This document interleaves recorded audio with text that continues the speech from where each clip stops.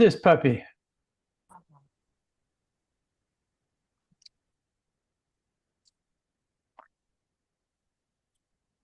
I was just thinking a little bit about how hard it is for a true, the people-pleasing setup, let's just say, to have an opinion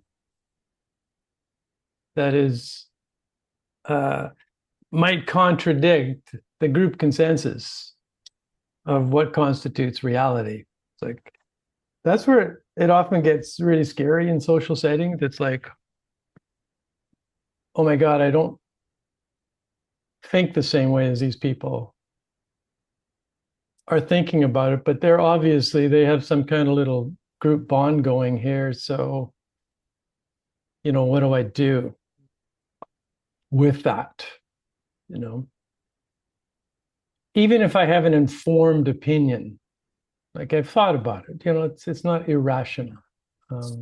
But even if it is, like, it's my opinion, it's like, what's going on for me? I can change it, but to put it out there in the midst of like the consensus is really scary for those of us who contend with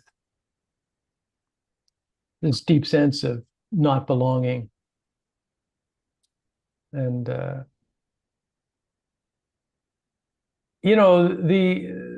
those who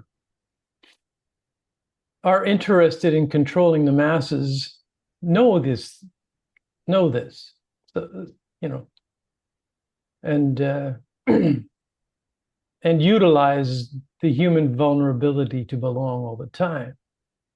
So Great Britain creates, for example, a nudge department to nudge people, to influence them towards the prevailing consensus. And it's very subtle, but it's very real. And the CIA in the US has been doing this for literally decades and decades, just because they got interested in psychology about how people are afraid to be strong in themselves and how inconvenient those journalists are who are able to write what they feel is true with the data that they have. And it's very inconvenient.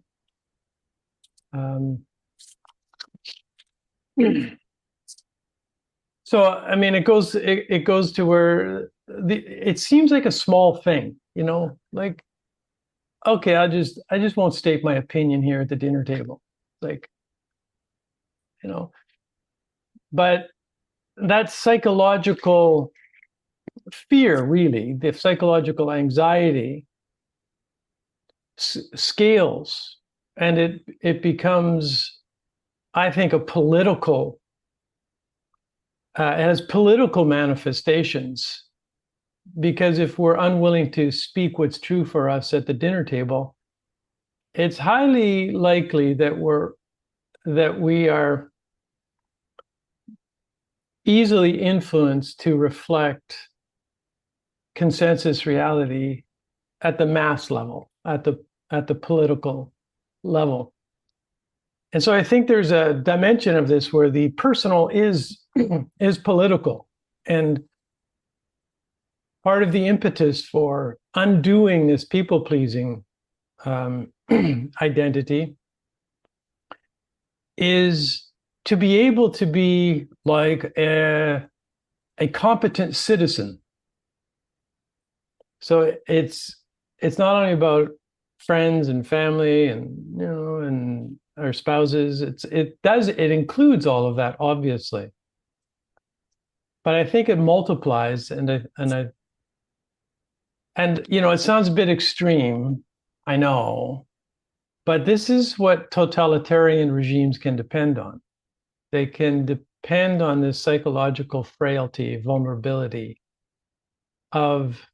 And it's probably biologically, it's probably an evolutionary biological thing that if you stand outside the herd, you're going to be more vulnerable to getting picked off. So it's not just our own early trauma from child, but it is that. I, I think there's also a biological dimension to it, which we have to be able to rationally sort out what's irrational fear. If I state an opinion at this dinner table, people are going to get mad and I'll die. Well, is that true? It's like, it's true if maybe you are an antelope on in the African savannah and you wandered away from your herd and you were like, that's true. But that instinct is not really trustworthy. You have to be able to rationally go, there are no lions here. I'm not going to die. I can survive this disapproval. Disapproval is not the same as being attacked by a lion. Not, but it can feel that way psychologically. It can feel like our survival is at stake if I risk speaking up. And it doesn't, I mean, I'm using having an opinion here, but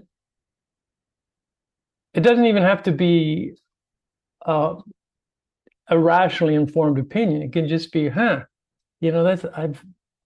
doesn't resonate with me. It just doesn't feel right inside of me. I haven't thought it out completely, but I'm not sure I agree with what you people are saying here. And you want to surround yourself with those who go, oh, that's interesting. Let's hear about it. And not attack you, not cancel you, not shun you for reading a book you shouldn't have read. And increasingly, I'll say this, like if we go back out to the political dimension of this, it's hard to find journalists who actually do their own independent data gathering, get the facts, and then put out an opinion that's not an ideological fit with consensus. And not only, it's not even about left or right or partisan politics here. It's just like, this is what I found. So a guy like Michael Schellenberger is clearly a progressive, lefty, liberal. He's got his whole following there that are, how you're supposed to think when you're in that camp. And he comes out and he does a lot of research about nuclear power and says, actually, this is probably the best bet and he alienates his whole constituency. It's how he makes a living and he gets attacked. Now I have no idea. I'm not weighing in here on nuclear power and benefits there, but it's not what I'm talking about. I'm just talking about where'd the guy get the stones to alienate his whole constituency, risk his livelihood, to gather his own facts and come up with an opinion. So it's bold. And I think that's the kind of courage that we're trying to cultivate here, no less than that, both on the level of our relationships and the people we know and our own smaller groups, but also it scales up to the political. And this is not a pitch for any kind of partisan political. It's just like, okay, give me your case, I'll give you mine. But just you can get in touch with how scary it is to speak up. And increasingly so, I would say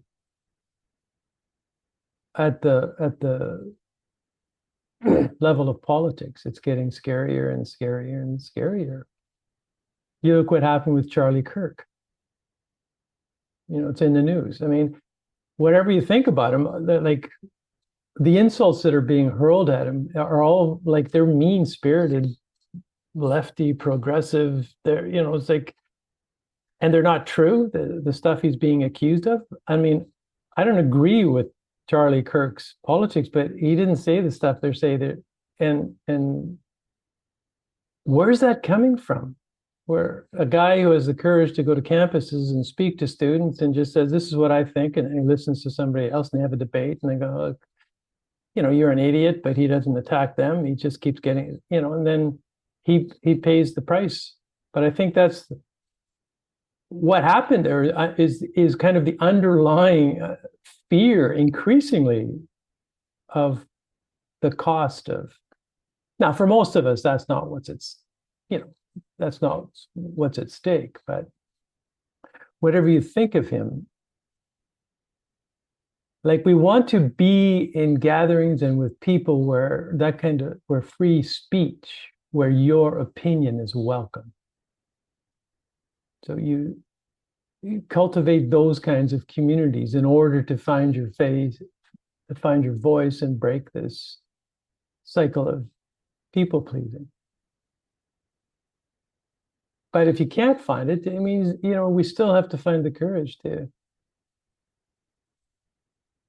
speak what's true for us and then to listen to what's true for somebody else and debate it.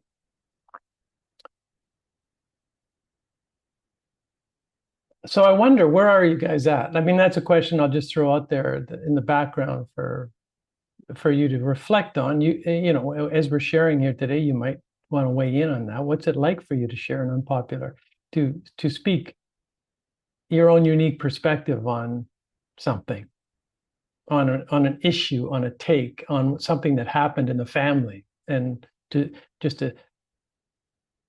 speak up. And it starts in the family, doesn't it? It's like, I spoke up, first time when I was 29, I shattered the myth of the perfect family. And my mother attacked me. And I went, what the fuck what's going on here? And then my siblings attacked me. And then again, when I was like 50, it's like the veil just came completely off. And then I found out, oh, this is why everyone pretends that how great family is, and it perpetuates the myth of family. When I'm having an experience that's different than your experience, clearly. But that's where the fear starts, is in our own nuclear families, where there is there's a built-in rule that you don't speak what actually happens for you. Like you maintain the consensus, the family consensus that, we're good. Like, everything wasn't perfect, but we're pretty darn good family. Yeah, every once in a while dad would hit us, but it's like, you know, it's that kind of, what it takes to deny your own truth is the cost to your soul. So I think most families set up the psychological mechanism for political compliance, because we learn to live in the fog of the family myth, and it can serve well the political agenda. So this business of, the personal being political is, I think, important. It doesn't just stay at the psychological, emotional levels. So feel free to share your experience of that, or anything else here, some wins that you're experiencing or challenges as you do this deepest work of being your unique self, breaking free from the past and finding the courage to live your own life.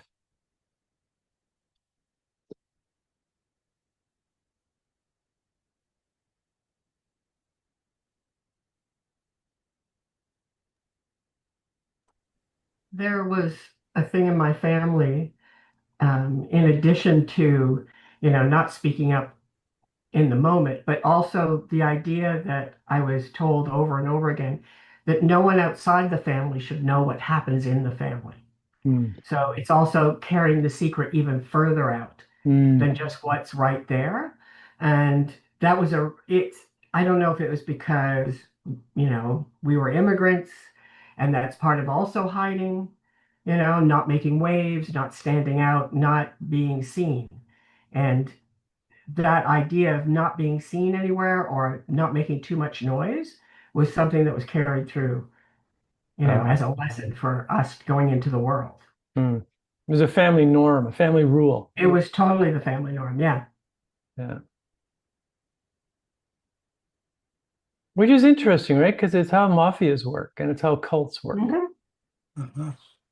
Yeah. I wrote a chapter in my book, as you know, about the family as cult. Yeah. Mhm. And there are beautiful dimensions to sort of the institution of the nuclear family, but there's also downside, and the downside is the secrecy, and there's no village to witness what's actually going on there.